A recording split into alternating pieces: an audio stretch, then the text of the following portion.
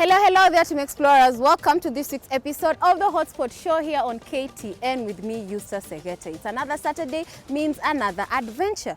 Today, Team Explorers, we are going to explore the continent of Asia. Now, if adventure is your thing, definitely make this a playground because I'm talking about extreme and unique experiences to explore in this continent. Of course, food, innovation, this is the hub of it all. Stick around because for the next 30 minutes, Asia is going to be our hotspot of the day. Let's go. Well, Team Explorers, here we are, and you know how we do it? Definitely we need to have someone to take us across, whatever destination we are. Yes. And today we are joined by the beautiful Molly, a lifestyle enthusiast. And please tell us what more you love about adventure and what you do on a daily. And you're also my colleague. Okay, so true. So my name is Molly Chebet. I'm a writer for TNX Africa, which in full is the Nairobian Extra. Yeah. So what we actually do is we write anything regarding fashion, lifestyle, food, gossip, by the way, celebrities, really, that culture, is what, yes, art, everything. So, yeah, if you go to a place and you feel like you want to tell us about it, yeah, I will write it, put it down on paper. Ah, interesting. Yeah. So there you go, Team Explorers. Yeah. Another product of the Standard Media PLC is TNX, which Molly works for, writes for amazing articles, and that is why, we are like sister platforms because everything art and adventure culture count us in. Yes. But today you're not a writer. Yeah. Today you're more of a speaker. Yes. Because I see we want to travel and transverse Asia, teleporting you to there. Yeah. First things first, I know you know that this is the most populous continent in the entire world. Densely populated, you're talking about billions of people and amazing places to explore. Yeah. Tell us, what did you discover, Ma? What have you discovered about Asia? Now the show has begun. Okay. So before we continue, I would like to point out my favorite as I was doing my research. Please. And it was Taj Mahal. Yeah, located in India. And you know why I was so intrigued by that place? Tell me about it. It's, first of all, it's made of marble. It's a mausoleum where an emperor, I don't quite recall the name. We are gonna check that up. So today you're just gonna allow us to refer to our foreign. Yes. But he made Taj Mahal specifically as a tomb for his favorite wife. Oh, yeah, impressive. Yes. And I think Taj Mahal is quite a populous place as well. Yes. I've had the names along the corridors quite often. Yeah. I like that. Yeah. So we are trying to check out who the emperor is. And as I'm checking that up for you, do you know that Asia is actually the continent that hosts the highest point in the entire world? Oh, we're talking about Mount Everest, the highest peak in the entire world. Yeah. Something fascinating is that you just don't climb Mount Everest for, climbing for those of you who are mountain climbers or for whatever reason, but you can also climb and do skydiving. Yes. The highest point of skydiving is in Nepal, in Asia. Just imagine. Wow. And you know what? Let me tell you how high it is, just so you know. For those people who are thrilled into jumping and you just want to tackle your fears, we are talking about 8,848 meters high above the sea level. Of course, it's the tallest mountain on earth, located between the borders of Nepal and China. Yeah. So very interesting. It is also home to the lowest point, as in the highs and the lows, all of them are found in Asia. We're talking about the Dead Sea. So let me tell you something about Mount Everest. Do you know it has another name? That is? Okay, it was named after George Everest. Yes, we get it. But it has a Nepalese name. Some of the local names include Chomolungma. Chomolungla. No, Chomolungma, which is Tibetan for Goddess Mother of the World. Impressive. Yes. We have learned. Yeah, and in Nepali is Sagarmatha, which means goddess of the sky or forehead of the sky. So if you heard that saying, oh, forehead, even Mount Everest is a forehead. I like that, impressive. But by the time I'm done pronouncing that name, I think I'd already tackled the highs of Mount Everest, so probably, but people don't swim in the Dead Sea, so I hear. Yeah. It's quite interesting. You still can go there and check it out. Yeah. Let's carry on. Another interesting fact fact that I learned about Asia, I mean, we are talking about the country that also hosts the largest city in the entire world. We are talking about Tokyo.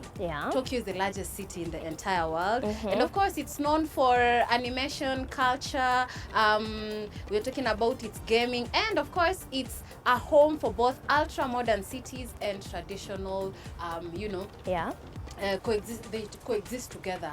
Because take a look at Tokyo, even in the internet. You see these amazing buildings. You see, how tradition is inbuilt, within the city. And each just being the largest city to exist. I think I'd want to go and visit and actually experience it. In Tokyo? Yes. There is also one thing I noticed about Tokyo, Japan. It's very clean.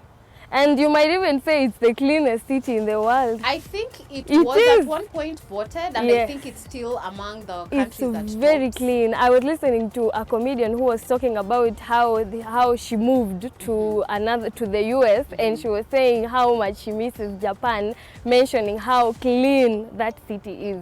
So I think if I would like to go to Japan, I will go to see how clean the streets are. Amazing. And I think with a clean city, of course, comes clean food. Definitely you'd want to try the street foods. I see it all over the internet, and owing to the fact that this country is the country that introduced rice and noodles to us, I can only imagine how much they cook it just along the streets. Just in that spirit of cleanliness. I would want to test clean street food. Najua Chinese, Tokyo, Japan, Yes. You would really, but for them, I think one of the major cuisines that I've seen them posting on social media everywhere is seafood. Absolutely. They're big on seafood. Yeah, they are very big on seafood. So which food would you like to try if you I go think to I'll Tokyo? do wasabi. I'll try wasabi. Yes. Because for some reason, I'm picky with seafood, but that one in particular, I would want to try it. Okay. Which one would you try? For me, I saw some particular tiny shrimp. I don't know, some of the guys were eating them raw, but some of them cooked them. They are very tiny, but they are shrimp. Very, very tiny. Impressive. I would like to eat them. Speaking on the point of food, tell us how far you can go to the extremes of food. We've seen people eating raw food, eating raw meat, people eating raw blood. From, the African cultures. Tell me to the extreme, because I think I can stop at snails. Yeah. That's the match. You mean you can't eat snails? I can, but I can't go beyond that. Oh. Yes. I think that's the most extreme meal I can try. Okay. So moving on swiftly, I'm liking this continent. I'm really liking it. An interesting fact, and now that I've seen you wearing this black and white sweater, is that the great panda are found in Asia. It's the only place in the world that you can find a high population of the great pandas. So puffy, so cute, black and white, so exactly like that cardigan. So and I think Loki, it's my spirit animal, because I just like how calm it is and how chilled it is. And also learned that in this country it is also, in this continent, you can also take a dip with they're called the whale sharks. In between a whale and a shark. They're actually harmless. They don't bite. I like that you know that fact. Yes, they don't bite. People actually swim with them. Also, in Asia, I would like to see a koi fish. Impressive. You've seen a koi fish? No, I've not. A koi fish is so nice. It's so amazing. It's orange. It has some orange on its head. It has some white, and it's just, and then it looks like a mud fish, but it's not a mud fish. It's a koi fish. Like a made up with all beauty makeup type of fish. Yes, and when you walk in the streets of Japan, actually, that is why I was saying I think it's one of the cleanest places I've ever seen in my life. I saw a place like, let's say you see where you can pass and then you can see there is some stagnant water. So the stagnant water, it's so clean. The people over there have reared koi fish. So you're walking qua streets and then you're just meeting them along you're just seeing like koi fish on the, oh my God, it was so amazing. And then I was like telling myself, we need to have clean streets like this. Here we go. Yes, we do. But I mean, that goes to the beauty of, a continent. We're talking about its food. We're talking about the innovation when it comes to technology, because have you seen how big this continent is when it comes to innovation? And as we wind up part one, allow me to just refer to my notes, because this is something interesting that I had to even share with my deskmate when I came across this point, is that there's a river in Asia that changes how it flows twice a year. Yes. Oh, this is how what is the name of that river? I'm getting to that point. I'm getting to that point. This is how I mean. During the dry seasons, the river will flow as naturally as wood towards the right.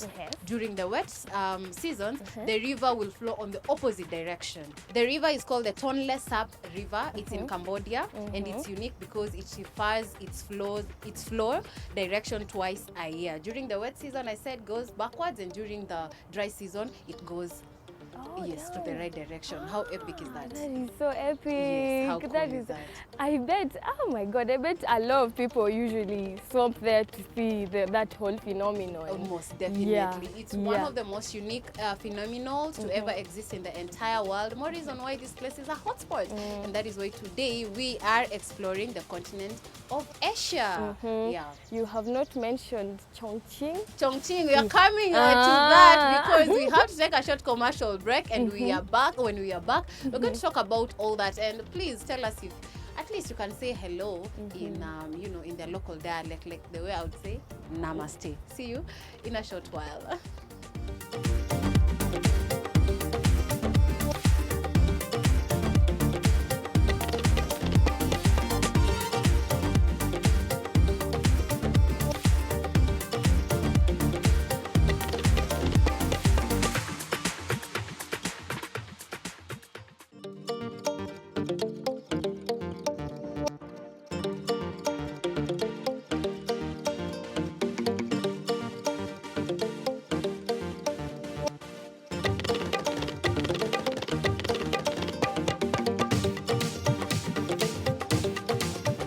Reporting live from Asia. Oh no, please. We are in Kenya, and welcome back from that short commercial break, Team Explorers. But yes, we're in Kenya, but we are talking about Asia because that is the hotspot of choice this week. And thank you so much for sticking around to this point. Myself and Molly were discussing about this beautiful place. Yes. High five once again, and we left it at Namaste. Yeah. And then you asked me, don't I know ni hao? Yeah. And then which other salutation do you know? Because we commonly use the two. Yeah.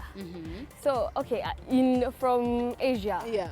Okay, I know ni hao. I just know ni hao. Yeah. I know there are quite a number, so please do your research so that when you visit this place, you also have an option of saying hi besides the two of them. And Molly, we are talking about Asia, and definitely we have to talk about the Great Wall of China. Such a majestic space for the entire world to explore. This place has been existing beautifully for 2,000 years and counting. Yeah, it has.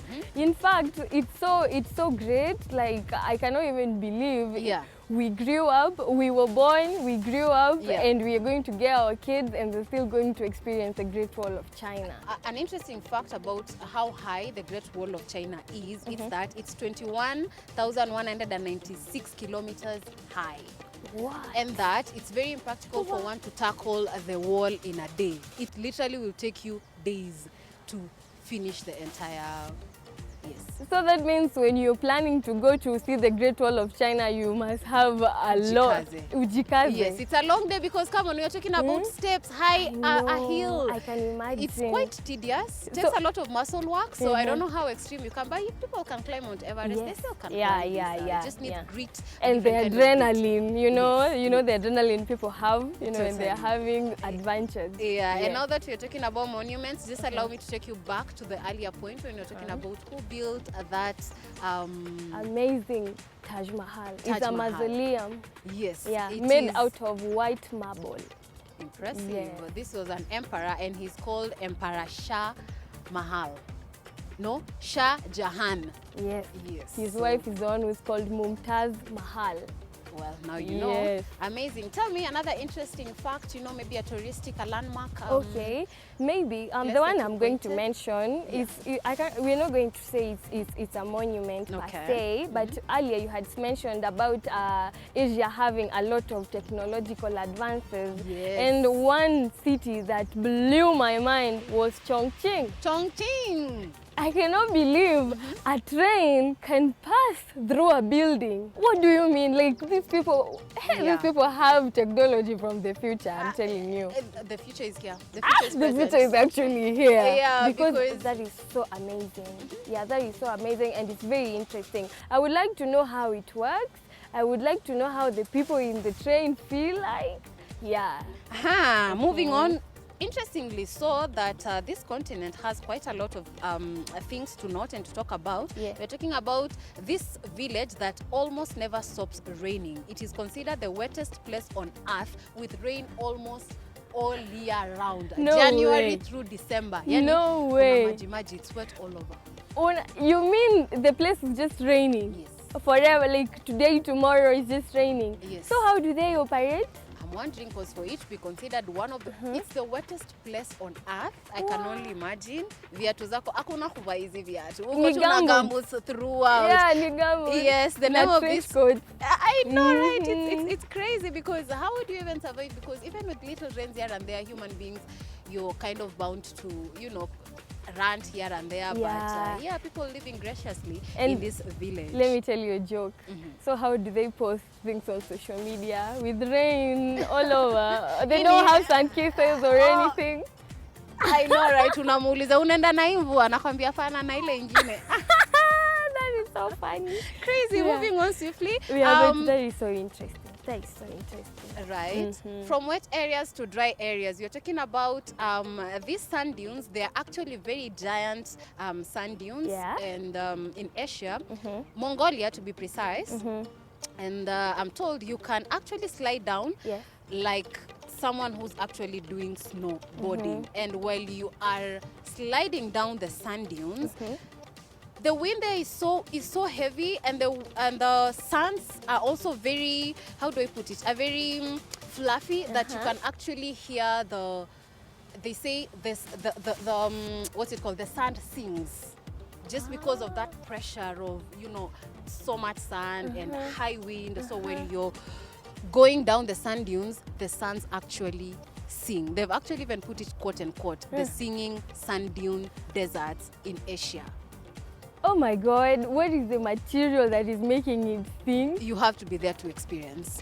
Like it's so fluffy like that? Yes. I can imagine being on the beach and the whole beach, the sand is just singing. This is a desert. It's The a sand dunes, desert. like what we have here in Kenya, the Mabrui sand dunes, you know, down at the coast, Yes. like what we have in Dubai. So this one is of their own in Asia. Yeah, that's a discovery. That is quite interesting. Yes, Oh very my interesting. God. Team Explorers, we are coming one continent after the other. I hope you caught us, you know, when we were talking about Africa, the time I Show Speed came to visit. Yeah. We took a break and today we are discussing about Asia. Interesting things to discover about this continent, Yeah. and I'm loving it. It feels as though we are there already, but now this is just through research. Yeah. More reason why the hotspot brings you amazing places that definitely you look forward to exploring. A fact you have? Okay, maybe I'll talk about, there's one called Mount Fuji in Japan. Though it's not volcanic or crazy, but it has a cone shape. Yeah, it has a cone shape. It has a popular Mount Fuji, perfectly, I see. yes, it has a perfectly symmetrical snow-capped cone. Impressive. Yeah. Speaking of which, I mean, when you're talking about the shapes of, you know, these things that exist in Asia, I just came across a layer of mountains, but are made out of stones. They're actually calling them the mountain stones. So they're just standing sharp, cone-like, and there are quite a number of them.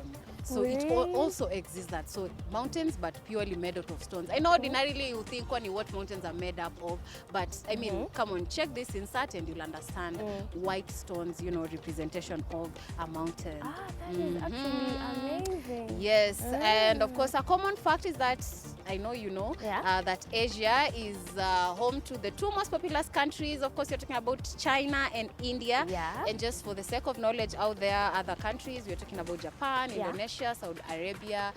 And it being one of the biggest continents, it has 54 countries, just like Africa, and we love that comparison. So we are at par with this wonderful continent. Yeah. Tell me an interesting fact. Before we stop talking about, you know, the monuments, okay, the crazy places, I was talking about a place called Chocolate Hill in Philippines. I had forgotten that one. I was really wondering where, where it when it dries, it turns brown, and then they call it chocolate. You've seen it? Yes, I've seen it. I know it, and I'm tip. actually particularly interested in the shape of the chocolate. Yeah. If you've tested this recent one of these, I can't mention the name, but there's a chocolate in the supermarket that has this, waffle-like shape. So that's the shape of the chocolate mountains.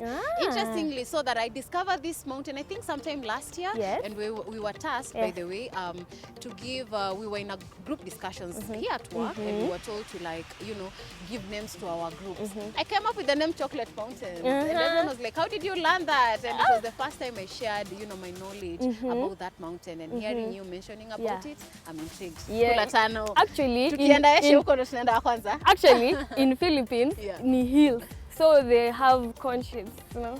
And if we talk about the different shapes of hills and we talk about the different names of hills found in this region, we will not exhaust. I know. Because, they also have one called the Rainbow Mountains, purely full of rainbow colors. Wow. From the chocolates to rainbows. It's called the Rainbow Mountains.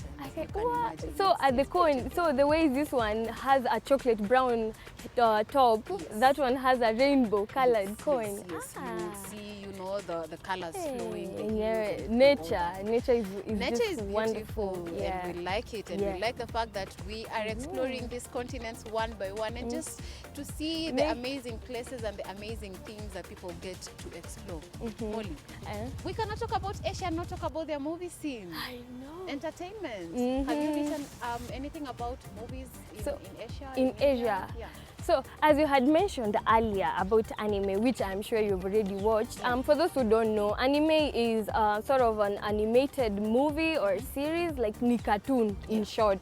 Yeah, but it came from China, Japan, and everything, Korea, because even the first versions of it had to be dubbed into English. The original was in the native language. Yes, anime. And anime is really growing right now. Wamekuja kumalizana na anyway, we move on. We are here for entertainment.